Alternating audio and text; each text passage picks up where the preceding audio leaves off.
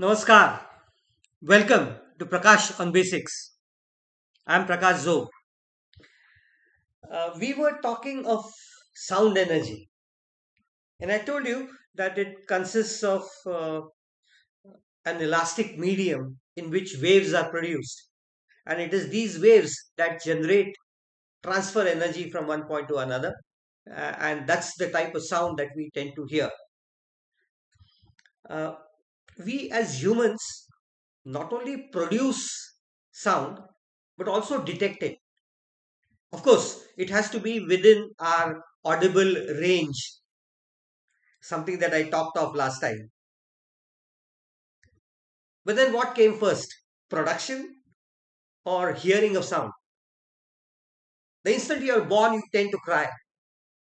But realize that as a fetus, you are also aware of the sound and the sound impacts that are around. So it is detection of sound that starts off your life as sound energy, and you start producing these sounds a little later once you are born. But now, today, what I'm going to do is I'm going to talk of how sound is produced and how humans produce sound as the beginning. Sound is a part of science, so it has its own laws. Um, they're quite simple, they're not very complicated. I'm not going to go into detailed equations for all of them. We need to understand how they work and how they function. Um, they basically deal with the way in which things vibrate, that is the vibrations, which obviously is measured in terms of its frequency. And uh, the second major factor that is going to influence things is going to be the elastic medium in which these waves are produced. When I talk, they are produced in air, but the way they have been generated by me in my throat is not in air but in other material parts of my body. In order to understand these concepts in sound, we need to know some basic terms. Uh, Please realize that whenever an object is disturbed and left to vibrate on its own, the vibrations that it has is known as free vibrations. Uh, the frequency at which things vibrate in such conditions are known as natural frequencies. Every object has its natural frequency, and this natural frequency depends upon many factors. What is the material, what is the extent of elasticity, and what is the size of an object. You could talk of a very simple situation where there's a small child sitting on a swing, and I give it a push, the swing, and it begins to oscillate. So even if I push only once, it will keep on oscillating, and it will oscillate depending upon what is the length of the swing itself. But many other objects vibrate at much higher frequencies, and they are the ones that produce tend to produce sound. First you need to disturb it, and then let it vibrate on its own. It's very simple. Let's say I have an object, I strike it.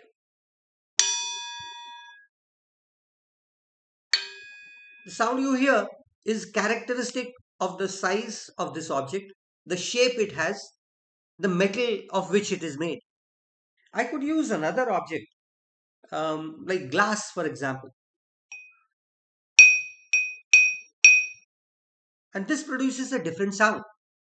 Realize one more thing: since glass is not as elastic as metals, the sound doesn't continue because the edges don't keep vibrating for that long. So things tend to slow down immediately. Such oscillations are typically referred to as damped oscillations because the sound dies out very fast. And then if I change the shape of the vessel, naturally the type of sound that you heard previously and this one is different. But then if the material is much thicker and different or shaped in a different manner, it could store energy for a longer time and it could produce much higher frequencies. For example, look at this. These are all very high frequencies. and they are produced again in a metal, but it has a different shape. It has a different amount of material that is involved. There is a different amount of air cavity that is there on top. And so naturally, the frequency it produces is totally different. So you will realize that all these factors contribute to the different types of sounds that we tend to hear. Now, think of another situation. Suppose I have a coin. I close my eyes and I drop it on the ground. By just listening to the sound, I can determine whether the coin is small or big, because smaller coins tend to produce higher frequencies. Or if somebody in your house drops a vessel uh, while cooking, now listening to the sound itself, you can determine whether the vessel was small or large. Smaller objects tend to produce higher frequencies, and larger objects vibrate at a lower frequency. But let me change that again. Let's say I take the same coin and stretch it out in the form of a wire. Now I stroke this wire and I get a different, completely different type of a frequency. And depending upon what length I am using or how thick the wire is, I would get different sounds. And that's how musical instruments, many of the stringed instruments, come about. And suppose I bend that coin and make it pretty thin and convert it into a bell, a tinkling bell, then I'm not going to get a gong out of it because it's not too big. So I'm not going to get low frequencies, but I'll typically get very sharp frequencies. So depending upon the size of the bell, the same metal has been shaped in different manner and it tends to produce different frequencies. So you will find that these are all the factors that tend to contribute towards different frequencies that are produced. There are many laws for this, six, seven, eight. We'll go into details of many of them when I come to musical instruments sometime later. Uh, but today we will concentrate on only two of them because I'm going to talk of how sound is produced by humans. So naturally, I'll concentrate on that area.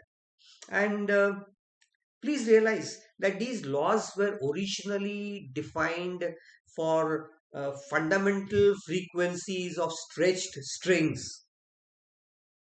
And so they always talk in terms of complicated scientific words like the fundamental frequency of vibration of a stretched string is inversely proportional to its length, provided the tension and the linear density and the material that is being used are kept constant. Let's keep all that aside. Let's make it pretty simple. For any object, for most of the objects, like the ones I showed you also, the frequency that an object produces is inversely proportional to its size, and if it's a wire, in terms of its length. And I'm going to use both these factors when I talk of explaining how humans talk and how humans talk and produce frequencies. So this is typically referred to as law of length. It says frequency and length are inversely proportional. You have noticed this in so many other situations also. Think of a flute, for example. If you keep all the holes closed, the length is more and you get bass notes. Or if you take a guitar, the initial stroke of the guitar string, because it's long, is of lower frequencies. And the instant you move your fingers down along the fret plates and make the length small, you start getting higher frequencies. So that's the law of length.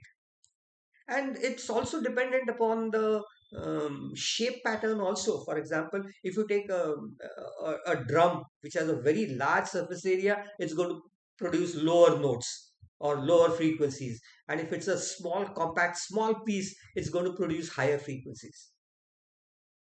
And it's valid at many other places also. Think of an animal, for example, a dog. A large dog will have large vocal cords, and so it's going to greater length, and so naturally it's going to produce lower frequencies, and it will be producing a woofing sound. And if it's a small puppy, the vocal cords are smaller, so naturally it will produce sharper notes.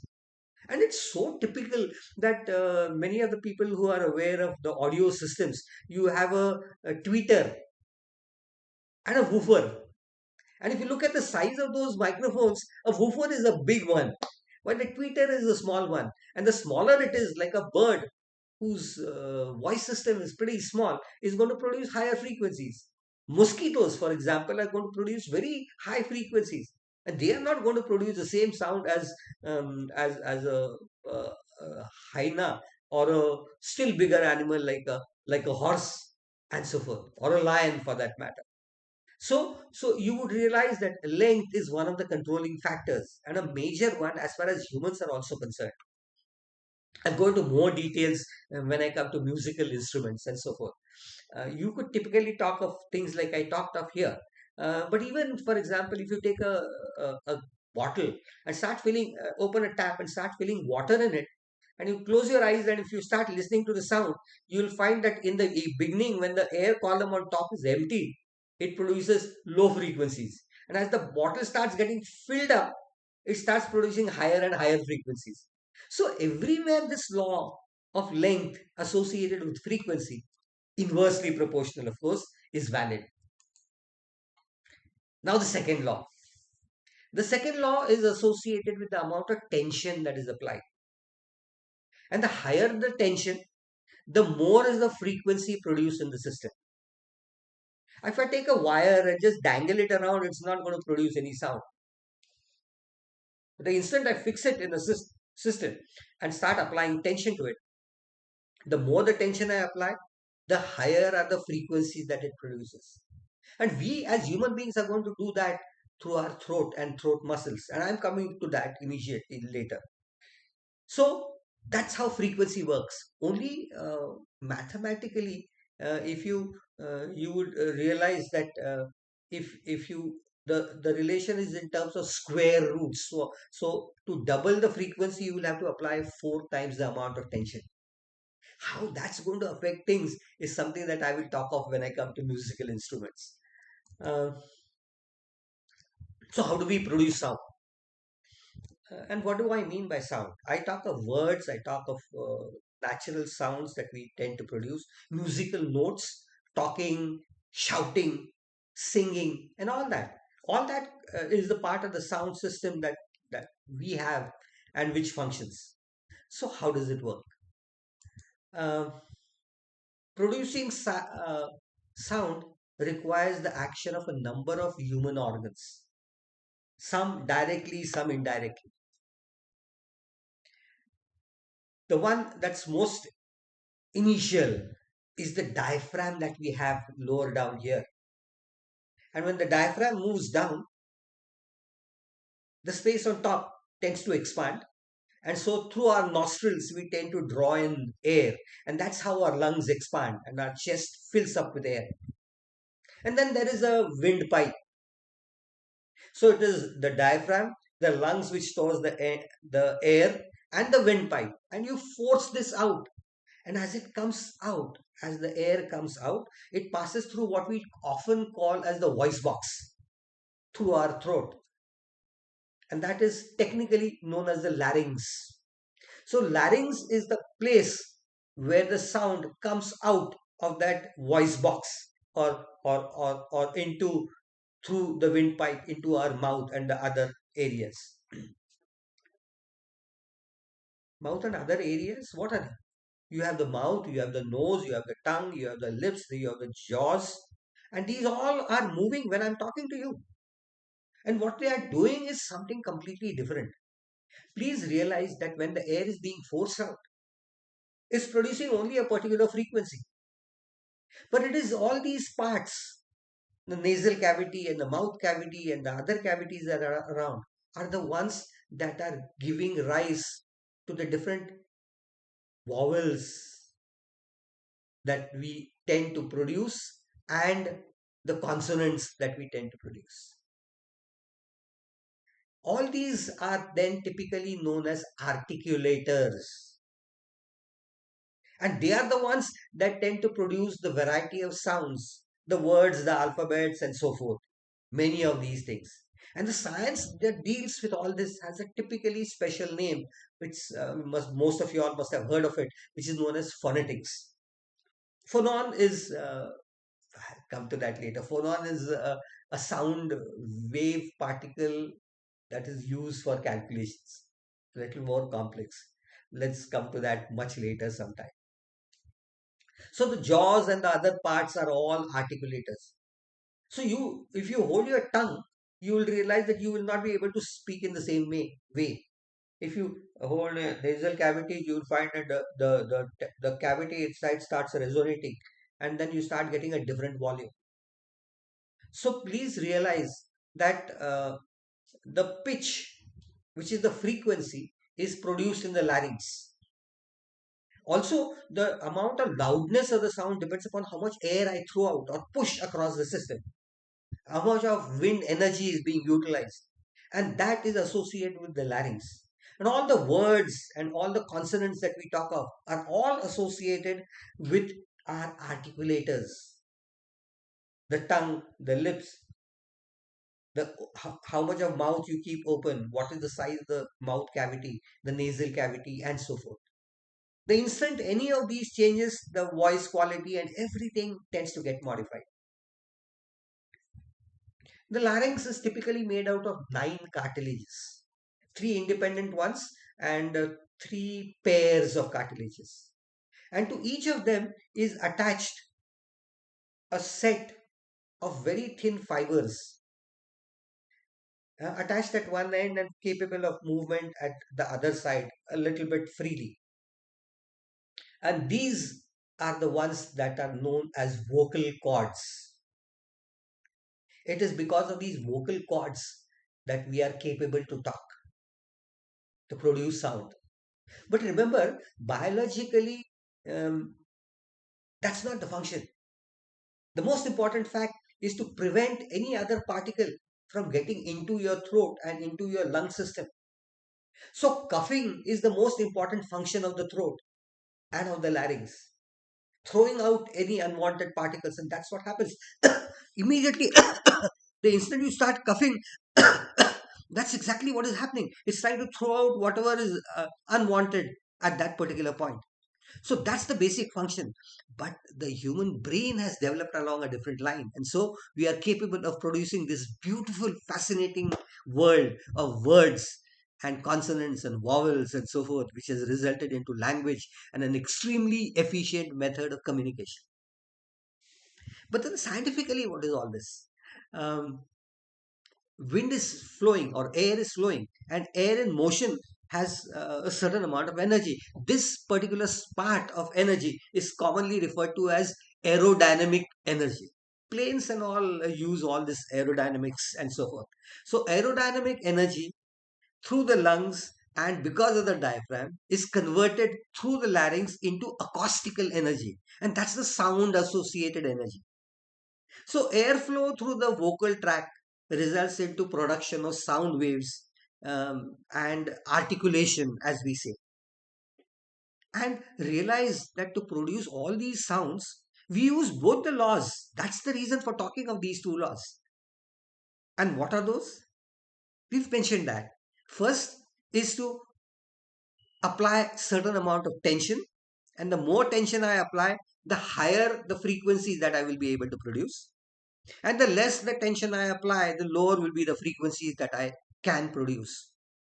So, when I scream like this, it's obvious that I'm applying a lot of tension. And so it's that tension that tends to produce higher frequencies. But when I am applying extreme tension, I can't control my way in which my articulators work. So I may be able to just produce that sound. I may not be able to produce words. And when I talk loudly, what I'm doing is I'm pumping in more amount of air. So the volume of air that is being passed along with all the other articulators and so forth, is more, and so the amount of energy content is more.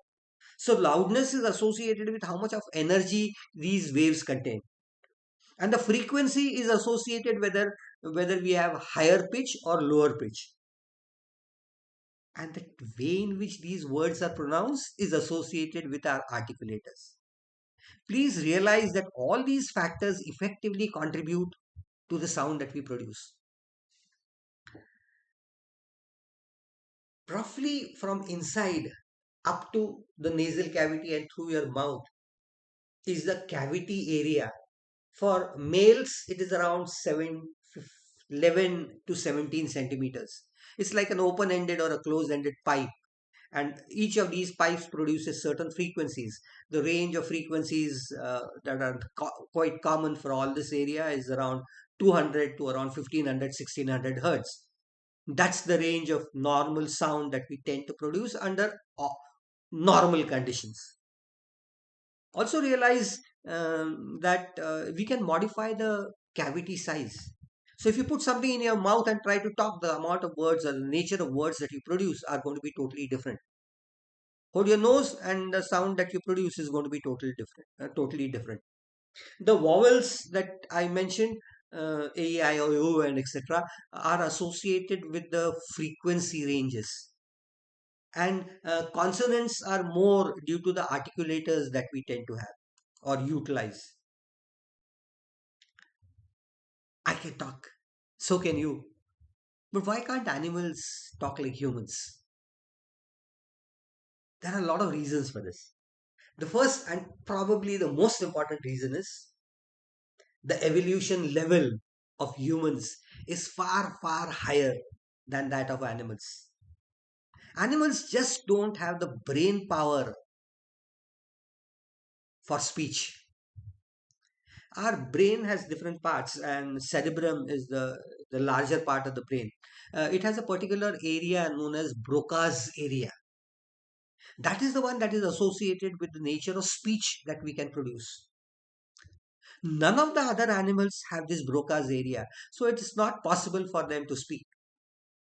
Animals can communicate, but they can't talk. They can't articulate like what we can. It's not possible for them. Um, Communication through symbols and pointing out. You can point a finger at your dog and train him to understand what you want to say. Or he can understand the way in which the words are coming out, and that would mean yes or no, or good or bad. But that's about all. And parrots and minas and mayanas and so forth, these tend to repeat words.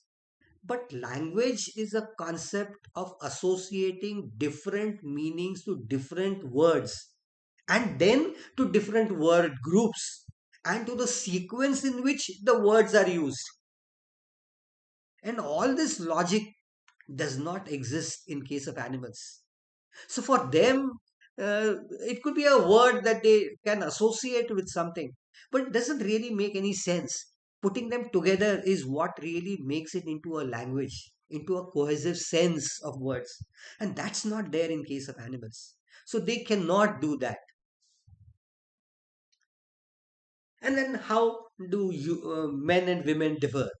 See, naturally the air cavities are of different lengths. So men tend to have baser sounds, and women who have smaller vocal cords and naturally more equally smaller cavities in their mouth and so forth tend to produce higher frequencies. Also realize one more thing. If you're talking of a small child, then the vocal cords are going to be smaller. So naturally, his voice will be sharper or of a higher pitch. So smaller the child, the higher will be the pitch. So if you see a big hefty guy and say, "Ah, how are you?" If he starts talking like this, you naturally feel odd. Why? Because you are not used to, you associate a particular size with a particular set of frequencies. And there's one more aspect. Um, at puberty, suddenly the throat area, which is the thyroid region, is the one that suddenly in the span of about 3 4 5 months changes, grows.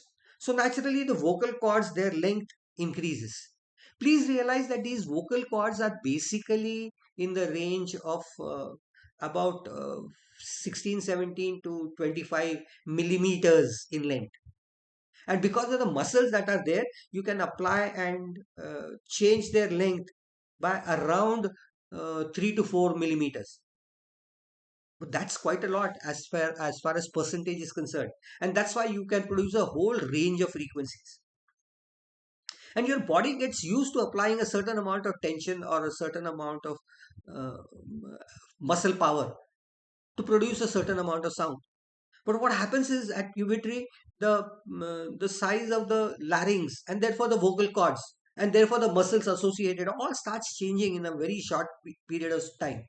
And so the growing child cannot really apply, he's used to applying a certain amount of tension to get a certain type of a voice, and suddenly the vocal cords have gone bigger, the tensions have changed, and so the voice that he produces tends to get different, and so he feels that his voice is cracked and so forth.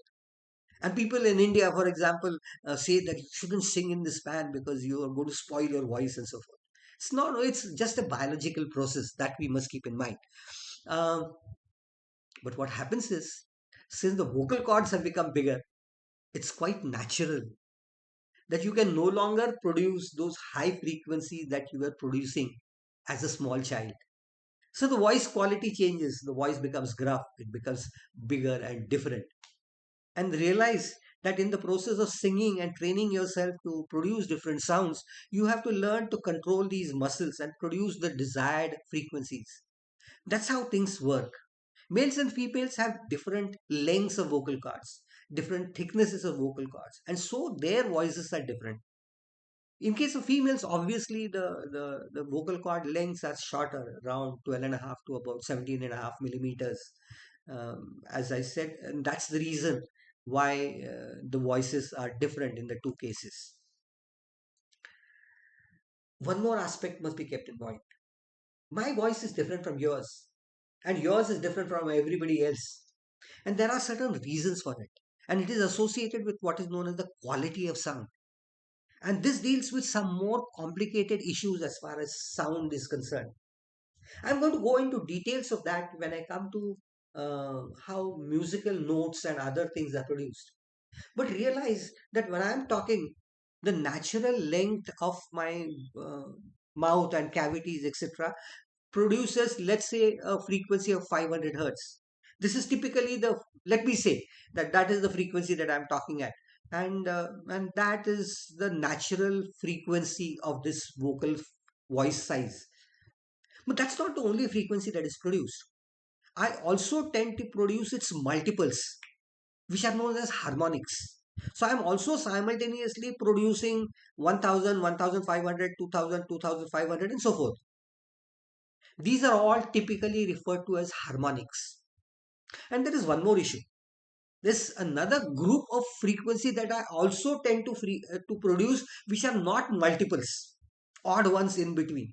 And these, the ones that I can produce, are known as overtones. So I have overtones, I have harmonics, and I have my fundamental frequency and my articulators that tend to give me different shapes and sizes. All this associated with what I talked of last time, principle of superposition, where all these waves fit in top on top of each other and produce a complex new different type of a wave. And that determines the quality of sound that I am producing. So everyone has a typical waveform complex that is there for a person. And that's how you can distinguish between the sound of one person and the other. That's how sound is produced. And there are many more interesting things when we start moving into music and other areas. But I'm going to come to that a little later. Today, I think this is the end of what I'm going to talk of to understand how we as humans tend to produce sound. If you've liked whatever I have said, please tell your friends about it. Let them know how they speak and how they produce sound. Pass on your knowledge to others, enlighten them too. Like and subscribe to this channel. Give me a feedback. Write to me. Put down your comments. I can reply to them. Clarify your doubts. Next time, I'm going to look into another area associated with sound. Till we meet again, Namaskar.